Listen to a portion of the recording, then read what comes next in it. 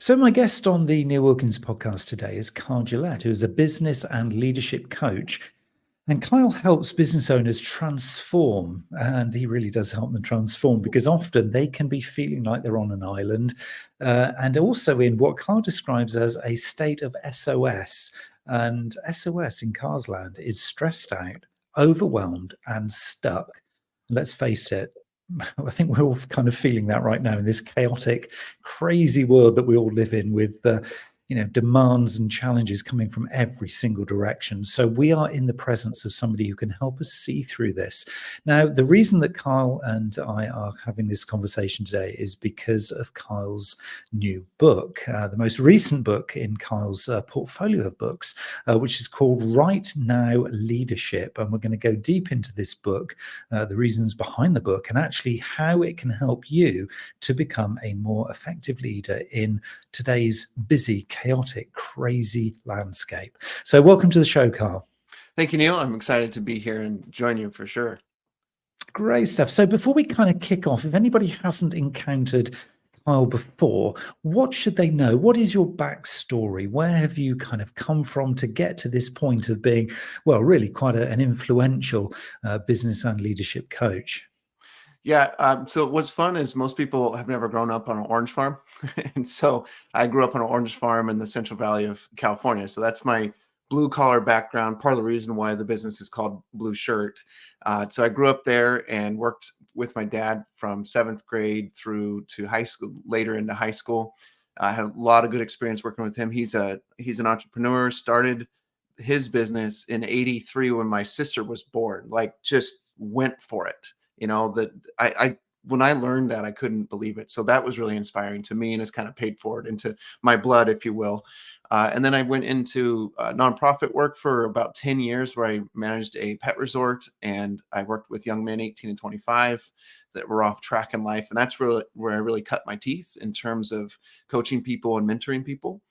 And my mentor there for those 9+ years was a serial entrepreneur that has had lots of businesses that were very successful, and he just dumped into me the whole time. So everything that I was trying to do in the program, he was helping me with, and then he was teaching me, and then I was implementing. So it's this like live Masters of Business Administration. It was a really cool experience. Got into HR for a couple years and then got exposed to assessments.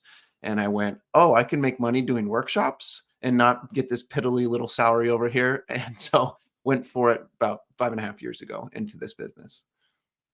And I guess the phrase "never looked back" Oh, yeah. springs to mind now because, yeah, it's a whole different world out there, isn't it? Doing it your way.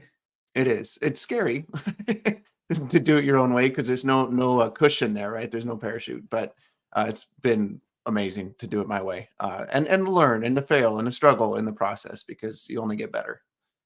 And that whole kind of adage of, you're only going to learn from your mistakes. And I know it's a real cliche now, but you hear so many people saying it, don't you? Is, if it goes too smoothly, I mean, what did you learn? And if you haven't overcome any adversity, well, what can you say that you've gained? So it almost is like the negatives you need almost to fuel you. I mean, have you found that sort of in these years that you've been doing this? Yeah, it seems like the people that are sometimes the most inspiring are the ones that have these huge failures like bankruptcies and really crazy stories. And then you watch them shift from that terrible experience and grow up. Really, they mature and they grow up. And in my case, I had a personal training business, my first one. I ran that for a year and a half, very successful. I was able to support myself in my early 20s. That was great. And then we moved up to the Pacific Northwest and I went after doing life coaching. Or actually, no, the first thing was personal training online. And I was like ahead of the curve when people were just starting to do that. I started to do that as well, but I miserably failed. I was afraid to be on camera. I was afraid to do the outreach. And so of course I failed. I was a miserable failure. And then I did a life coaching business that I wrote a book for and everything. The book was good. Some people bought it. I did some workshops. People loved what they got. But again, I didn't have the savvy when it came to marketing and sales. And so it didn't work out. But those two experiences just shifted everything for me when I opened this one, 3-4 years after all that experience. So yeah, I totally agree. Failure is totally necessary. You gotta take the risk. Otherwise you can't grow. It just doesn't happen. And there's a certain level of patience there. We will get into the book in a minute, but I'm just curious about this story and this journey that you're on, because there's a certain level of patience, isn't there? I think a lot of people, because everything moves so fast, it really does in the current commercial climate. You need this month's results. You need to be making those deals. You need to get that relationship sorted, etc., etc. And it all has to happen today. There's no kind of patience for let's build a brand. The last time I heard a client or anybody actually say, yeah, let's go in this for the long haul and build a sustainable business. Nobody talks that way, do they, right now? And yet that is the way to kind of do it. If you can afford, in whatever industry you're in, to do it, it kind of feels that there is almost a need, if you are going to sustain yourself, to accept that you're going to make mistakes, there are going to be failures, but that is all part of this building a brand, building something that is going to be here tomorrow. Have you kind of found that really yourself? Well, yes. What's interesting is before we got on, I mentioned your website, and like your brand is beautiful. Like I look at your brand, I'm going, okay, Neil has this figured out. Like he knows what he's doing with his brand. It's just really smooth, the colors, all that's put together. And at the beginning of this year, like I think it was December 22nd, there was this pivot for my business because I signed some paperwork that said in 6 months, I'm going to be done with my old brand.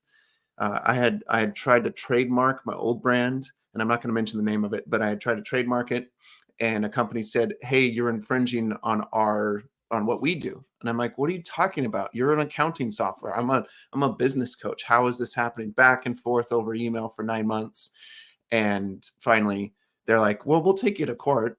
If you disagree, we'll just take you to court." And my lawyer said, "Well, that's $50,000. So you can go and you'll win, but that's still $50,000." I said, "No, thanks." I signed the paper and then I rebranded to Blue Shirt Coaching over Christmas, like literally, because I had to rebrand. And the original version of this book was a different name. So I had to rip it from the shelves and change my colors, change the names, change the acronym that I use, and even pivot my thinking about everything that I was doing. So yes, the brand is huge, and getting it right and making sure that it sticks and people identify with it is a big deal. So I agree, and it's a massive effort to do it, but the payoff is in the long run. The payoff is going to be worth it. I'm still in the throes of it, 9 months in, to see. You don't know what kind of brand results you're going to get after just 9 months, typically. But it's been another lesson, right? Another lesson, and I know it's going to be worth it in the long run. And having that kind of confidence, I guess. Does that confidence come from knowing that there are mentors? I mean, you used the word mentor a little bit earlier when you were describing your journey. I'm guessing there's a kind of a feeling of comfort to know there are people out there who can support you as much as obviously you're supporting, other business people and leaders. So I guess it is very much a collaboration. It is part of being in a commercial community, isn't it, really? Because, none of us, you very, very kindly said about my brand and things, but I can see things that aren't quite right, and I can see things I Sure. want to improve on it. And so none of us are perfect. And I think this is the recognition, isn't it, that we all need to have those kind of specialist advisors or guides or mentors, just as a little bit of comfort and a bit of a reassurance. Is that how you see mentoring? Yeah, for me, mentoring and coaching are vital. I have to have them. They serve two different purposes. For me, the mentor is more on the very personal side, spiritual, emotional side of things. The coach is a little bit more on the business side, some in the emotional side, but primarily the mentor serves over there with the personal things. And uh, they are more telling me a little bit more what to do, whereas the coach is more asking the questions and drawing out insights from me. So throughout this year, I've had, I think, 5 different coaches and 2 different mentors. Because if I'm going to be one that's mentoring people and then coaching people where I get paid, I need to walk the talk, right? And so getting that coaching shows that I believe in this, and also it works. you know the coaching and mentoring has moved me forward this year in really big ways. I mean, I was sitting at a coffee shop with my mentor, let's say, I think it was, I'd say 2 months ago, and I was beating myself up because sales weren't where I thought they should be. And he looked at me and he said, "Kyle, look at me." And so I eye contact right in the eyes, and he says, "Stop it." he just tells me, stop it. I'm kind of frown a little bit. And he says, these are the things that how you've impacted me. Right. So my mentor is telling me the ways that I've impacted him. Right. Because we'll have back and forth conversations. And so he shared some things with me. And so I start crying because you don't see how much of an impact you're having on people. And he just kind of shut me down with the woe is me talk. And I've done that with my clients as a coach. It's like, you got to stop it, buddy. The impact that you're making is far greater than you realize. And those are the conversations you cannot get outside of mentoring, and definitely not outside of coaching. And they're beautiful conversations because they change lives. In that moment, my life was shifted. And in the moment when I had those conversations with my clients this year, because I've had multiples, their lives were shifted right then. And it's a wonderful thing to see and be a part of. So if you're listening to this and you are a budding entrepreneur, business owner, startup wannabe, or you've got a side hustle and you kind of can't really quite figure out how to get this thing started, or, and this is a significant one, you work for an organization, so you don't call the shots, you are working for somebody or a business or a brand. The idea of having a mentor, be it somebody internally within your organization or externally, is so valuable. Listen to what Kyle is saying here. Mm-hmm. Kyle is somebody who is guiding businesses like yours, and yet Kyle has a mentor as well. So, this is something that applies to all of us. And certainly I've seen, in my travels and a lot of conversations over the years, is that the people who are, entrusting with that kind of vulnerability, because, you described it there, Kyle, as, there's a mutual vulnerability going on here, this recognition that we are all on a journey, we're all learning, we're all trying to get wiser and wiser as we go. And it is by that sharing, no matter how senior or junior we are, it matters, it really does. Did you find, we'd start to kind of move towards the book, because I certainly want to get there and find out, a lot more about it. But do you find that kind of collaborative thing, when you start to think about leadership, is a really important kind of element? Because the more I see of successful people, again, at every level in business, the ones who are the good communicators, the collaborators, the ones who kind of know that the relationships and partnerships are going to make or break how successful they are and how much they enjoy doing what they do, those are the ones who win. It's the ones who forge ahead by themselves in isolation who tend to be the ones who struggle. Is that a fair assumption or an accurate observation, do you think? 100%. Yeah. There's lots and lots of research behind that being provable, that is true. When you collaborate, when you mastermind, when you find a partner that's a good fit for your business, you're going to go to the next level. You can't do it on your own. And we never have ever done it on our own. Even those that are the cowboys that think they've done it on their own, they haven't. They're standing on the shoulders of those that were successful before them. Whether they want to admit it or not, they are. And this last year was my highest grossing year. And the thing that changed last year in 2022 was that I actually let go of some things. I brought in a virtual assistant, and then my wife quit working her job and she started doing work for me. And then I had my tax guy, he started taking care of all the accounting and tax stuff. And so now my workload is very different. I still work as many hours, but it's focused on the right things that fit me. And that's the breaking point, or that's the pivot point for business owners. If they really want to move to that next level in their business and not just grow at a percentage, 10, 15, 20%, they're going to need to get out of the way. And so for me in the book, there's two big angles to take on that. There's the empowerment angle to do that, and there's the accountability angle. And combined, it's obviously the best. But those two angles to get that collaborative nature with someone else in your business is necessary. And it's really wonderful to see happen when you see that accountability come into play in organizations and in your own business. And when you see your people be empowered and they come up with these amazing ideas, you're like, wow, that's brilliant. I never would have thought of that. But because you put the effort into empowering them, now they are super helpful for you. So 100%, yeah, we gotta be working with one another. And I have some processes I could explain of how to do both the accountability empowerment stuff. But I agree with you totally. So yeah, I'd like to go into those two, because clearly those are the two kind of themes, if you like, or threads that go through the book, and I think this is important, and we'll put a link actually for everyone in the bio, so that, or the bio, in the description. I'm thinking of social media there, in the description for the episode, so that people can get a copy for themselves. But I'm curious about these two words, because I know what my definition of empowerment is, and I know what my definition of accountability is, but I'm very interested to know how you would see those two things, and also the interplay between them once we kind of learn what those two things are. Because if they are, very much right now leadership, can you describe those, and then we can see how they then link together to give you that almost that supercharging, or putting the afterburners on for this. Which one would you cover first out of those two? Yeah, so in Right Now Leadership, it's based on my blue shirt framework, and blue is a 4-letter acronym. I love acronyms. I have a sheet of paper that has about 25 of them on it to help me remember things and to help my clients to be more effective in their businesses. But blue is the primary one, and it stands for 4 things, like I said, 4 pillars.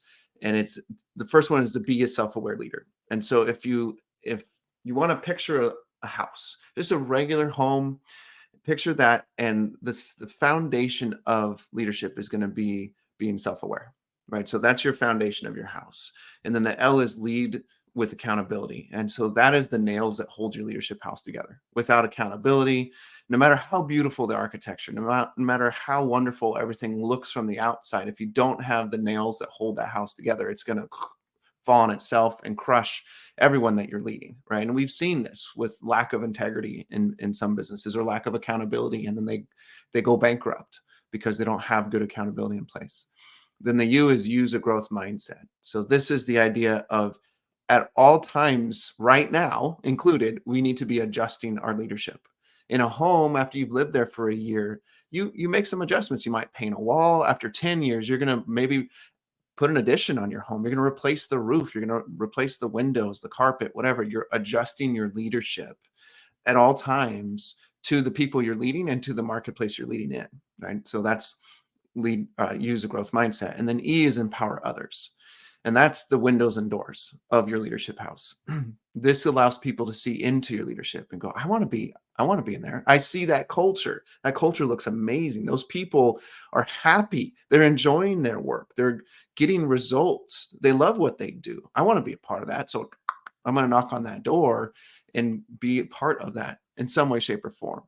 So that's the framework and how I walk my clients through my coaching with them. I want them to embrace the blue shirt framework.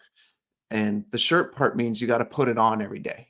I got to wake up and put on my literal blue shirt, but it's symbolic for me that represents I'm going to embody those 4 pillars, right? So that's the broad view. But to answer your question specifically, you have to start with self-awareness, but we'll address the accountability part because that's what we were talking about before. There's research by Michigan State that shows when you apply accountability in the specific way I'm going to describe, you will achieve 76% of your goals. 76%. There's another study by the American Society of Training and Development that says it's 95%. So pick your percentage. It's really high regardless if you follow this approach.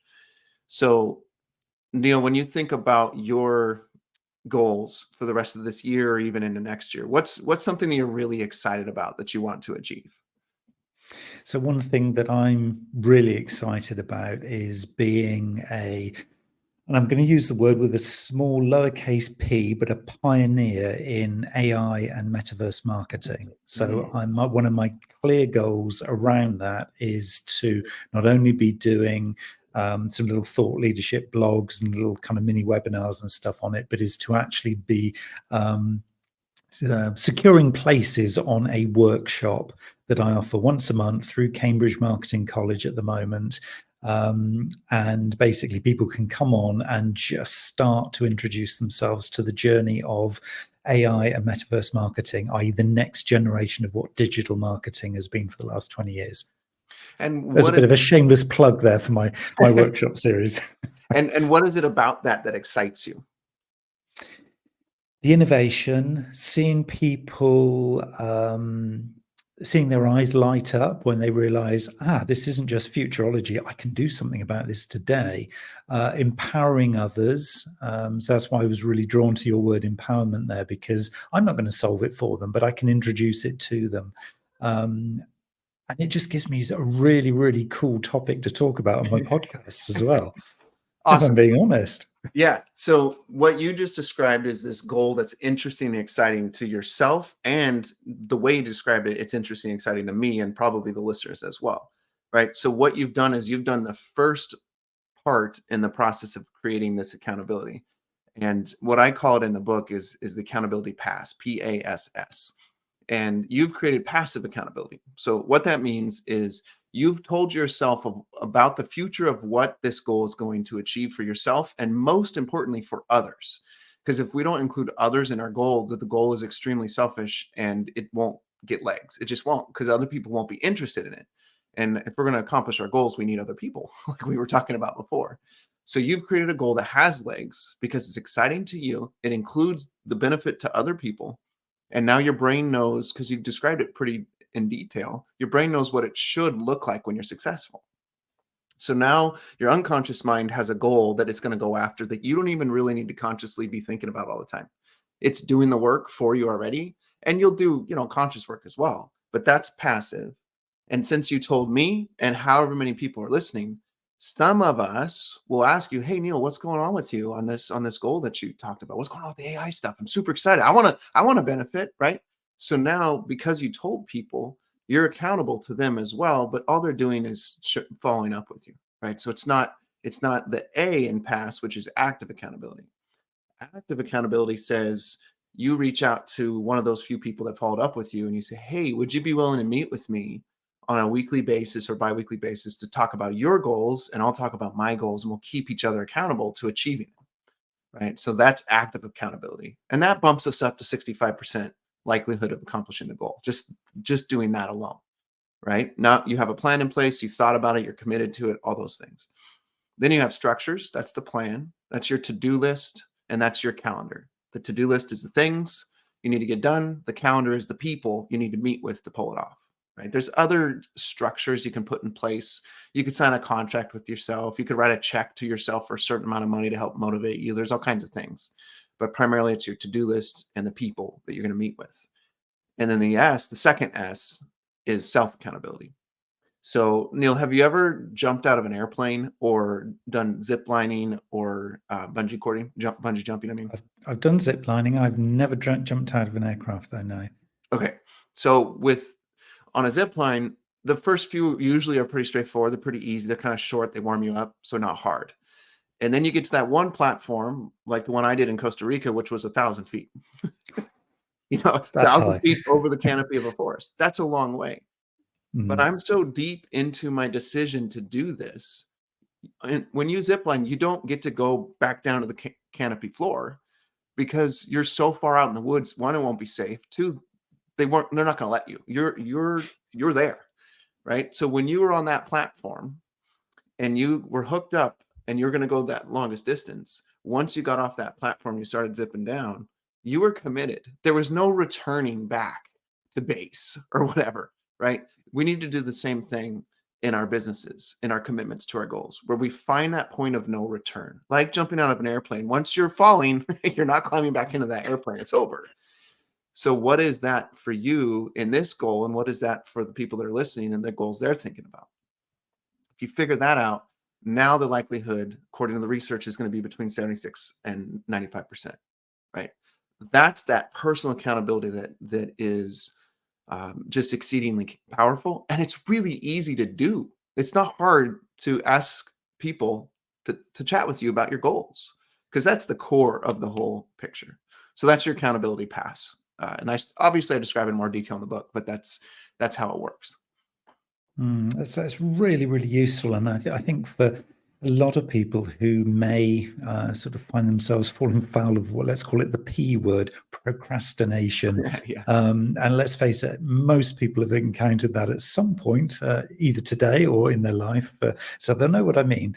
That kind of, that sort of self and accountability to another or others is so, so powerful, because there's nowhere to hide. And I think, there's this kind of feeling, I think, that leaders are, if you're leading your own projects, or you're leading a small business, or you're leading something much, much bigger, there is this kind of requirement to be out there up on that pedestal or on that pinnacle, and people are looking at you. And so there is this kind of sort of inert sort of accountability that is always there, whether you like it or not. So that's a really interesting thing that, at a very local, personal level, it's really, really important, isn't it? I like that. The passive accountability, you just made me think of this, so I really appreciate it. So this is like not in the book, so this is bonus content, I guess you'd say. But the passive accountability is the inertia, the active accountability is the momentum, right? If you can tell people about your goal and just be brave enough to get it out there, now you've got some inertia. But once people join you in helping support you, either directly or indirectly, that's that momentum that keeps it going forward and forward and forward. And we get the joy of doing that. I get the joy of doing that for all of my clients, right? I get to be that active accountability for them and to keep that momentum going. And when I reflect every morning on my gains of what have I gained over the last day? What did I gain over the last week? And I think about, okay, what has happened? And often the gain has to do with other people, like what they gained, because I got to be a part of it. And so I get to build that momentum with them as it relates to active accountability. So it's a joy to do. It's so cool to watch. Can I go just back a couple of steps, really, where you described in the Blue Shirt Leadership Framework the B, which was being self-aware as a leader, because obviously that almost is one of the starting points, because until you're not necessarily completely self-aware, but until you have some kind of awareness over your strengths, your weaknesses, your preferences, your kind of past experience, your impact, your values. I mean, the list obviously is endless here, isn't it, really? But until you have some kind of awareness of self, it must be quite hard to actually be able to identify with some of those things, like accountability and even entering into those conversations. So how would somebody, if they are either an aspiring leader or a leader who isn't necessarily achieving what they're looking to achieve, or they're getting some resistance to the people they're working with, how would they begin to sort of think or address the whole kind of self-awareness thing? Where do you start with something like that? Yeah, for sure. So there's a way to get subjective, objective data, if you will. So when it comes to being aware of yourself, like you're the only one that can talk about what you know about yourself, right? That's it. Nobody else can. Only I can talk about what I know about myself. Other people can observe me, but only internally can I express that. So how do you figure that out? Well, there's all kinds of assessments out there. So one of the things to do is to take one of those behavioral assessments and learn about yourself by subjectively putting your information in there about your thoughts on yourself, with the word comparisons, all those tools. And then it spits out an objective report about you. And now you have this third three-dimensional, you could call it three-dimensional view of yourself, because you put the information in and then it spits out facts back about you that you can look at from the outside looking in. And I have all of my clients take one for their habits and then take one for their mindsets. And then I do an hour to hour and a half long debrief on what those results mean. And the lights are always just shining with my clients, because they're recognizing these things about themselves, but it's never been put in words for them before, or they've never put it into words for themselves as I ask them questions about their results. And that just tweaks the mind in this really beautiful way that allows them to now notice themselves in a whole different light. We go about our days as just this habit machine, but when you put names and words and phrases to the wiring that you have, now you can see yourself differently. So that's one tool. Obviously, the mentors and coaches are another tool, but self-awareness is mostly for yourself, like you're doing that work. And so the other tool that I highly recommend is journaling. Every day, journal every single day. Reflect on your day, and you can reflect however you want. It could be a gratitude journal, it could be a complaint journal. I hope it's not that. It can be a journal about what was successful, what you gained, like I was talking about. But that takes your two-dimensional thinking, where you're having a conversation with yourself in your head, right? You're thinking about the day, you're thinking about the conversation you had with that employee, and you're frustrated with yourself. because you could have done it differently, or with that prospect and it didn't work out. So you're just conversing inside your head. But the moment you put it on paper and start writing down what happened, now you have this third view of it. Again, you're outside, you're disassociating from the situation, which allows you to see it differently. And then it affects change in you much more rapidly because you're seeing it from this third person perspective. And then you add in the coach, oh my goodness, you're going to rocket your self-awareness. So I'll shut up, but those are the quick thoughts that come to mind. Yeah, and again, there's so much value in the way you describe that. You're very eloquent, by the way. I have to say, you're so clear the way you kind of, it must be the author in you or something like that, because it is just so clear, and I get it from the first go. Sometimes I have to think, right, I need to reflect on that for a minute. I don't actually hear. It's just like, oh yeah, there's the answer. So thank you for being so clear with the way you describe these things. Yeah, and it's about, with the journaling particularly, I guess it is about taking that moment and giving yourself permission to spend that time, because most of us are just chasing our tails, aren't we? Really. We've got to check social. We've got an inbox for email that is just bursting at the seams. Oh yeah, we've got to go and pick up the kids, or we've got to do whatever it is. There's a whole bunch of pressures. Time for what you're describing there as an absolutely critical part of, well, I guess not even any leader, but anybody's kind of day-to-day life, to journal feels like it's a real critical, probably missing part for most people. When is a good time to journal? When do you find? Anytime. I don't do it that way, but my opinion is anytime's a good time, just so people will start, and then they'll find a time that really fits them. But if you're listening to this and you got a window of 5 minutes afterward, do it. Just journal. Write the 5 things you're grateful for, or 5 questions that you have for yourself. I don't want to go into it, but in the book, I give you, I think 3, if I remember correctly, 3 different ways to journal. And I walk you through the process. And I have a very specific process I follow on Saturdays to do a deeper journal dive. But on Mondays, I do what I call my CEO meeting. Every Monday from 8 a.m. to 8:30 a.m., I'm sitting. It's a prayer meeting, really. I'm talking to God in my business because I'm a Christian. I focus on my business that way. But I spend 30 minutes journaling about my frustrations, my joys, the things I'd like to see happen, the hopes, the crazy hopes of like the wild stuff that's way out of my control type stuff. And so play with writing and journaling however you want is really the thing. But start as soon as this episode's over if you haven't started yet. To give a more specific answer, I would recommend first thing in the morning. Just when you wake up and you're thinking about the day, you're thinking about the previous day, you're trying to get your morning started, maybe do a journal for 5 minutes while you sip on your coffee. Although drinking coffee that quick in the morning is not a good idea. It's better to wait 90 minutes, but that's a whole nother topic. Spend 5 minutes. And you can do it in bed. I just do it on my phone and my iPad. I don't write. I actually type. And so that's why I say do it anytime, because we always have our phones on us. Let's be honest.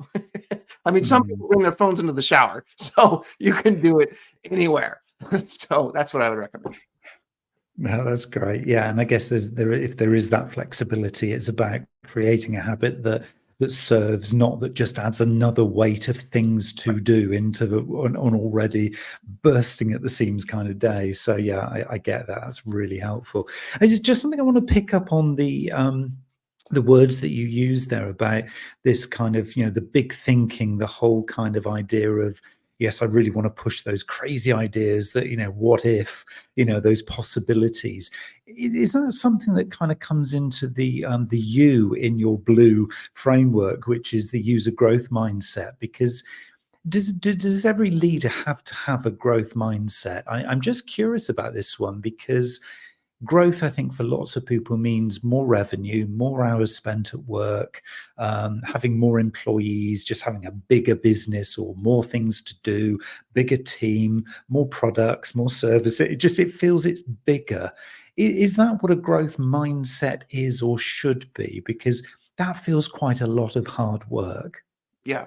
So in the book, I use what I call the growth SUV, and it's 5 mindsets. And I talk about where the mindsets sit in the SUV, right?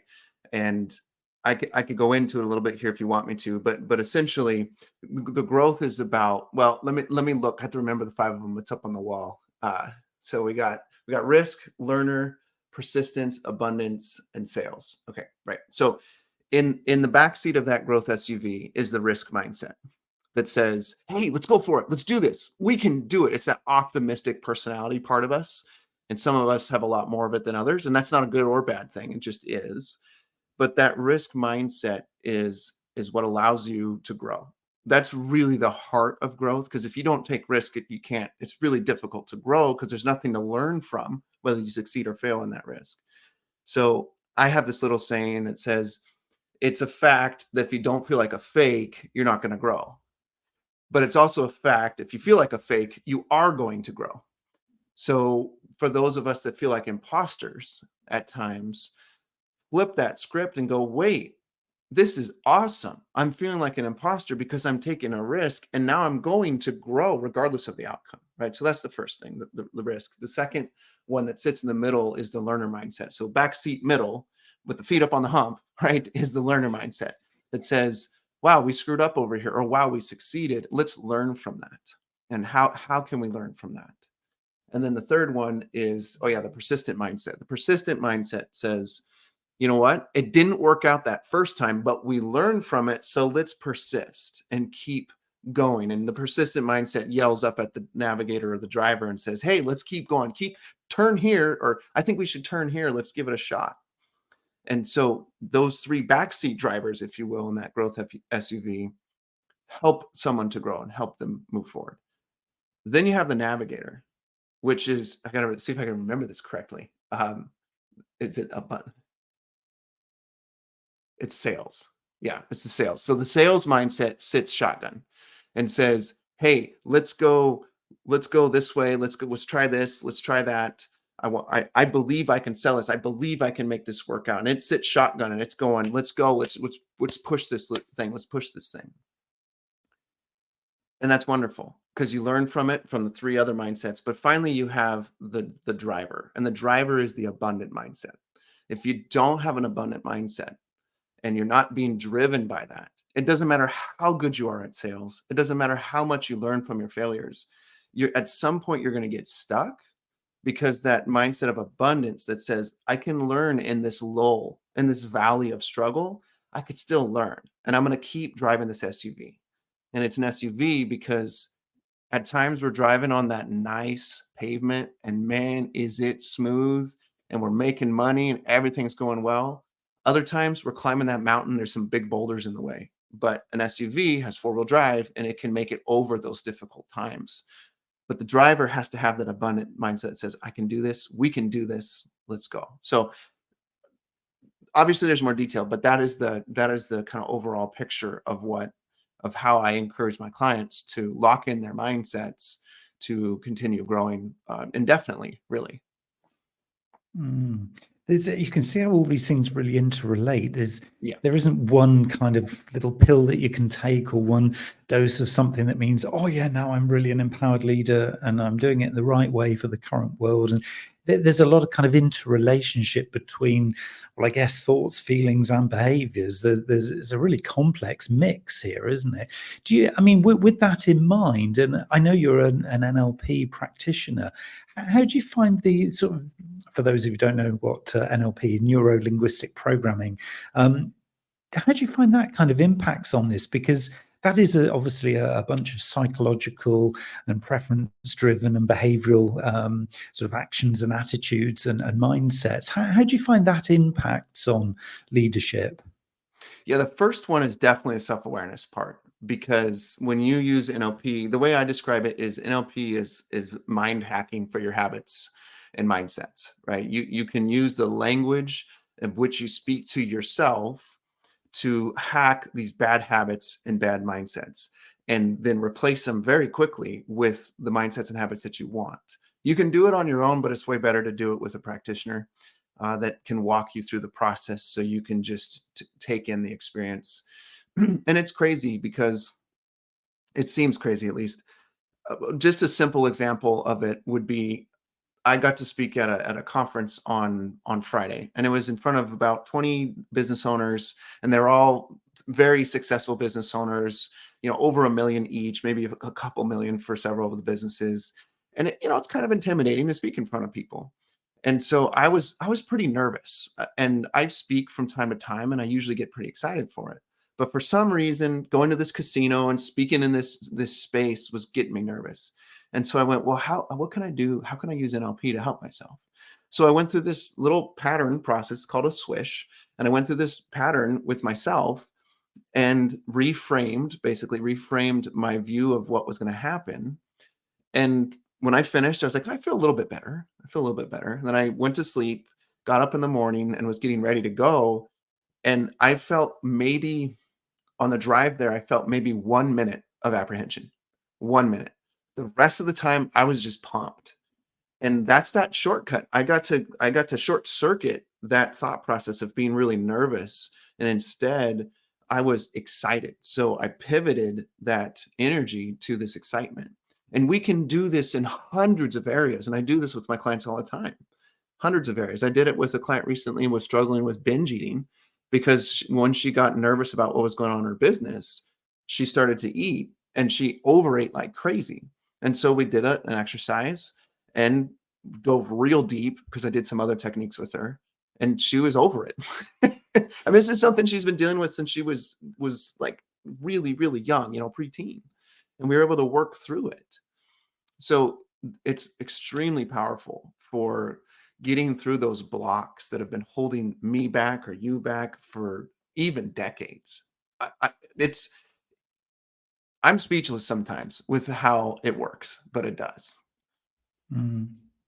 Yeah, and I think that's the thing, isn't it? It's almost like we don't need to actually understand the how it does it, just knowing it's the what, isn't it, really? And it is this kind of amalgamation of journaling, just taking time, being mindful, being self-aware, surrounding yourself by expert others, talking to a mentor, and all the things that you've kind of put together in this lovely mix, but also reframing stuff that isn't serving us. And I think a lot of us just try and battle on through where actually there is a much more simple way, which is just acceptance, being vulnerable in that moment and saying, hey, I'm not perfect, I'm not trying to be perfect, but actually I recognize that there's something there that's not serving me. How can I reposition that in my world? And it kind of, I know I'm making that sound really simple, but actually, philosophically, this is actually really simple stuff, but it's just that none of us do it, do we? So how do we kind of take the first step, apart from obviously getting hold of the Right Now Leadership book, which I'm going to be putting the link into the description for those of you who didn't realize that earlier. How can we sort of take that first step? What is the first step, really? Yeah. So I had a thought and I lost it, which is unfortunate. But oh yeah, that's right. The first step is if you think about, let's talk about something we're afraid of, right? So public speaking is something a lot of people are afraid of. At some time in my life, and in some time maybe in your life or other people's lives, we had this experience that made us afraid to speak publicly. Maybe we went up somewhere and we spoke in front of 4 people in front of our family as a kid, and then our uncle made fun of us, or our sister or brother did, and now that's embedded in our brain as when I'm in front of people, I'm going to get made fun of, right? So now in that instant, when that sister, brother, uncle, whatever, dad, mom made fun of you, your brain says, well, public speaking is really embarrassing. If I'm in front of people, this is going to be bad.